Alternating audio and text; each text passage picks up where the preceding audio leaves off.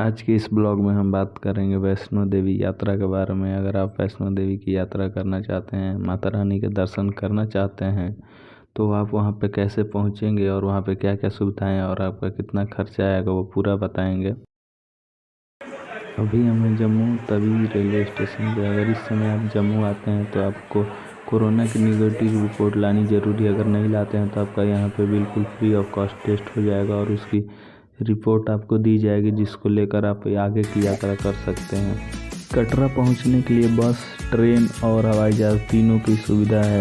By road तो आप पहुंच ही सकते हैं, लेकिन अगर आप हवाई जहाज़ से आना चाहते हैं तो सबसे जो नज़दीकी एयरपोर्ट है वो जम्मू में है और जो रेलवे स्टेशन है वो कटरा में ही है। तो कटरा के लिए आपको दिल्ली से या अन्य राज्य से भी डायरेक्ट ट्रेन और फ्लाइट मिल जाती हैं। अगर आप बाई ट्रेन आते हैं तो कटरा के अलावा आप जम्मू तवी और उधमपुर से भी कटरा पहुंच सकते हैं, क्योंकि कटरा स्टेशन से ज़्यादा ट्रेनें जम्मू तवी और उधमपुर स्टेशन पे आती हैं। अगर आप जम्मू तवी या उधमपुर आते हैं तो वहाँ से डायरेक्ट कटरा के लिए आपको बस मिल जाएगी। हम भी जम्मू तवी पहुँचे थे और वहाँ से हमने कटरा के लिए बस ली, जिसका किराया हमें 85 रुपये पड़ा और लगभग किराया 100 रुपये के आसपास पड़ता है। अगर आप बस से नहीं जाना चाहते हैं तो आप शेयर टैक्सी भी ले सकते हैं, जिसका 1200 से 1500 के बीच में चार्ज कर सकते हैं। वो पूरा आपके ऊपर है, आप किस चीज़ से जाना चाहते हैं।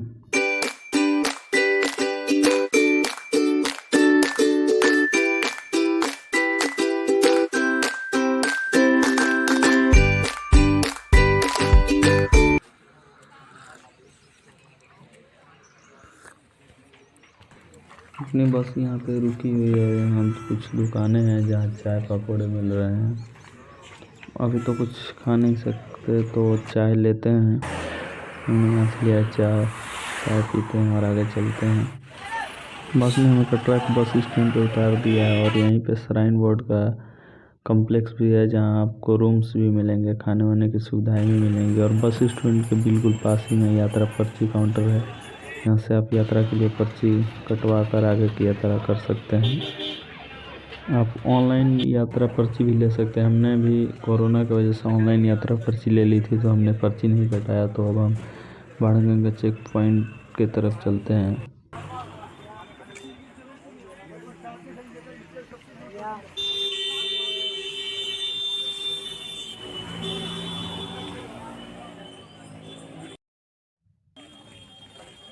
हम आ चुके हैं बाणगंगा चेक पॉइंट पे। तो यहाँ आपकी जो यात्रा पर्ची है वो चेक की जाएगी, आपका बैग चेक किए जाएंगे। उसके बाद आप आगे की यात्रा शुरू कर सकते हैं। चेकिंग होने के बाद हम अंदर आ चुके हैं और यहाँ से जो हमारी ऑफिशियल यात्रा है वो शुरू हो चुकी है। स्टार्टिंग पॉइंट पे ही पिट्ठू, पोनी और पालकी की जो सुविधाएँ हैं वो हैं। तो आप, अगर आपके साथ कोई बच्चा है, बुजुर्ग है, तो आप इन सुविधाओं का प्रयोग कर सकते हैं, जिनके चार्जेज पहले से ही फिक्स हैं। तो आपसे कोई भी अधिक नहीं ले सकता, ये प्रीपेड है। यहाँ पे बहुत सारी दुकान है जहाँ से आप चुन्नी ले सकते हैं, छड़ी ले सकते हैं। अगर आपको छड़ी की ज़रूरत है तो आप छड़ी ले लें, ताकि चढ़ाई में आपको आसानी रहे।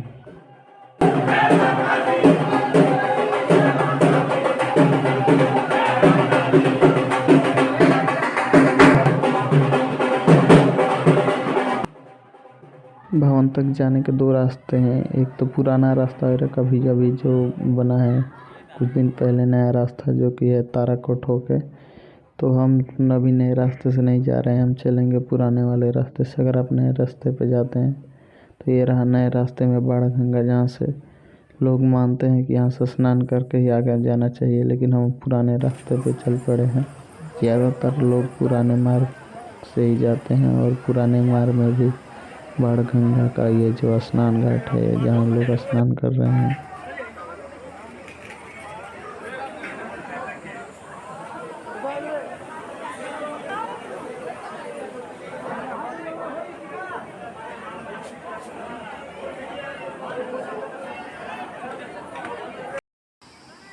पुराने रास्ते पे बाणगंगा का ये दूसरा स्नान घाट, जहाँ पहले घाट से तो ज़्यादा ही भीड़ दिख रही है।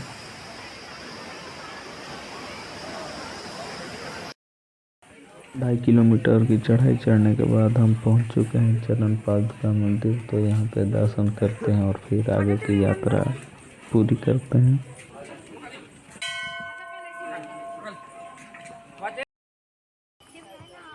यात्रा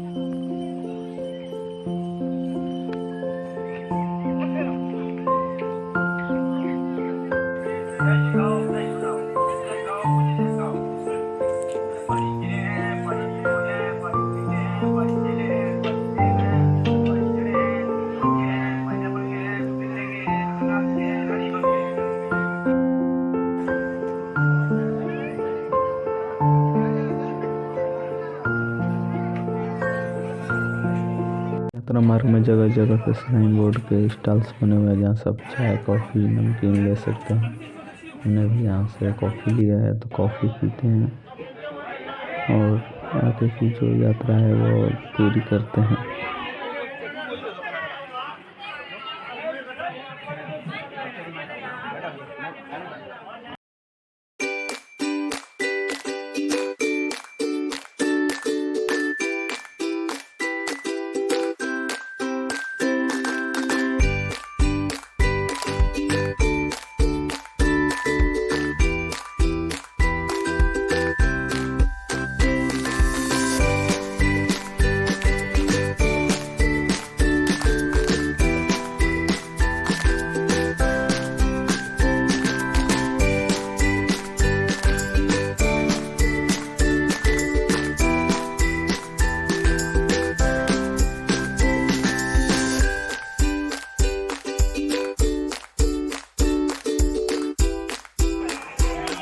साढ़े 5 किलोमीटर की चढ़ाई चढ़ने के बाद हम इंद्रप्रस्थ पॉइंट पे पहुंच चुके हैं, जहां से 2 रास्ते हैं भवन तक जाने के। एक जो रास्ता है हिमकोटी मार्ग होकर और दूसरा हाथी माता होकर। ये तो जो रास्ता है वो 5.5 किलोमीटर का है और जो हाथी माता का रास्ता है वो 6.5 किलोमीटर का रास्ता है और खड़ी चढ़ाई है।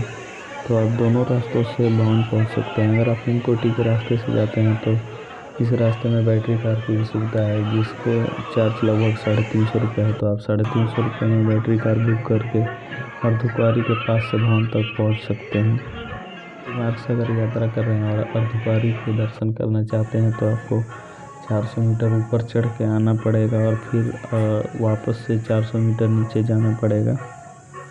400 मीटर ऊपर चढ़ने के बाद हम अर्धकुंवारी पहुँच चुके हैं। ये अर्धकुंवारी का मंदिर और यहाँ काफ़ी बड़ा स्पेस है और नीचे संगमरमर लगे हुए हैं। पहाड़ों के बीच में ये अर्धकुंवारी मंदिर काफ़ी अच्छा महसूस हो रहा है यहाँ पे आके। और यहीं पे कॉम्प्लेक्स भी बने हुए हैं जहाँ पे आप डॉर्मेट्री या रूम वगैरह ले सकते हैं। अर्धकुंवारी पे रुकने के लिए रूम के अलावा खाने पीने की भी सुविधा है। यहाँ पे श्राइन बोर्ड का भोजनालय भी है और अलग भी काफ़ी सारी दुकानें हैं जहाँ से आप खाने पीने की चीज़ें ले सकते हैं। यात्रा के दौरान कई सारे सिक्योरिटी चेक पॉइंट पड़ते हैं जहाँ पे आपकी सिक्योरिटी चेक की जाती है। चढ़ाई होने के कारण काफ़ी थकान होती है, तो थकान दूर करने के लिए आप हमेशा पानी पीते रहें और ड्रिंक्स वगैरह जूस वगैरह भी पीते रहें, जिससे डिहाइड्रेशन ना हो।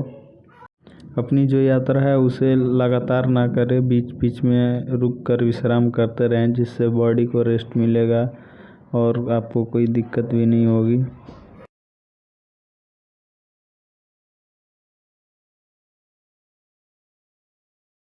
तेरह किलोमीटर की चढ़ाई चढ़ने के बाद फाइनली हम भवन के पास पहुंच चुके हैं और भवन पे आप देख पा रहे हैं काफ़ी ज़्यादा भीड़ है।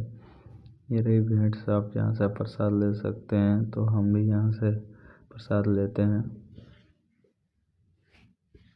फाइनली हमने प्रसाद ले लिया है।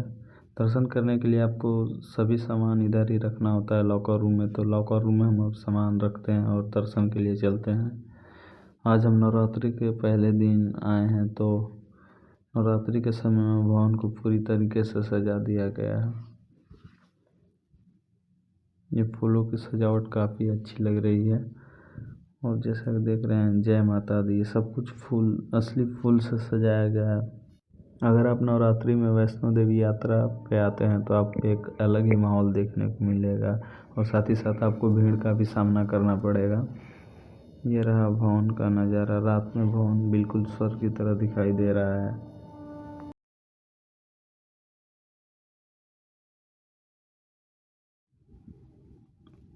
सुबह होने पर फाइनली हमने माता रानी के दर्शन कर लिए और दिन में भवन की जो छटा है वो अलग ही है, बिल्कुल रात से तो बिल्कुल ही अलग है। माता रानी के तो काफ़ी अच्छे से दर्शन हो गए। माता रानी के दर्शन करने के बाद भैरव बाबा का दर्शन करना अति आवश्यक माना जाता है।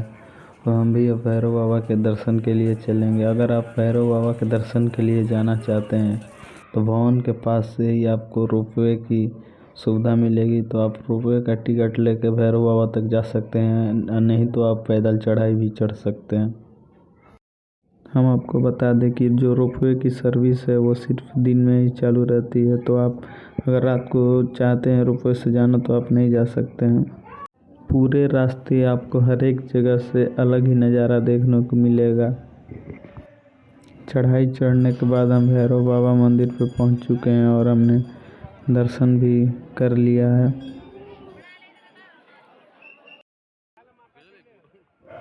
मंदिर के पास ही भैरव बाबा व्यू पॉइंट है, जहां से आपको एकदम अल्टीमेट नज़ारे मिलेंगे। यहाँ पे आप फ़ोटो भी खिंचवा सकते हैं।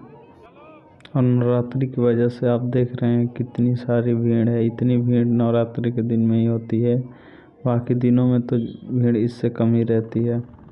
पिट्ठू पोनी पालकी के अलावा हेलीकॉप्टर की सुविधा भी है, तो आप नीचे कटरा हेलीपैड से सांझी छत हेलीपैड तक हेलीकॉप्टर से आ सकते हैं, जिसका एक तरफ का किराया 1800 रुपये है। हम वापसी नीचे की तरफ चलते हैं, तो वापसी के लिए हमने सांझी छत का रास्ता लिया है, और क्योंकि इस रास्ते में बहुत ही सुंदर सुंदर नज़ारे हैं और कई सारे व्यू पॉइंट। अभी हमें सांझी छत व्यू पॉइंट पे, और यहाँ से भी काफ़ी खूबसूरत नज़ारे हैं। और यहाँ पे एक प्रसाद हॉल भी है श्राइन बोर्ड का, जहाँ पे आपको फ्री में हलवा और चने की प्रसाद मिलता है। माता रानी का दरबार पूरे साल खुला रहता है, तो आप कभी भी माता रानी के दर्शन के लिए आ सकते हैं। अगर आप माता रानी के दर्शन के लिए आना चाहते हैं तो आप अपने बजट के हिसाब से प्लान कर सकते हैं। मैं जम्मू तवी तक ट्रेन से आया था और वहाँ से बस से कटरा, और कटरा से आके मैंने चढ़ाई शुरू कर दी। तो मेरा जो खर्चा लगा वो बस का किराया और रहने का और खाने का आप स्क्रीन पे देख सकते हैं। इसके हिसाब से आप अंदाज़ा लगा सकते हैं आपका कितना खर्चा आने वाला है। हमें उम्मीद है आपको ये वीडियो पसंद आई होगी, तो वीडियो को लाइक करें और चैनल को सब्सक्राइब ज़रूर करें।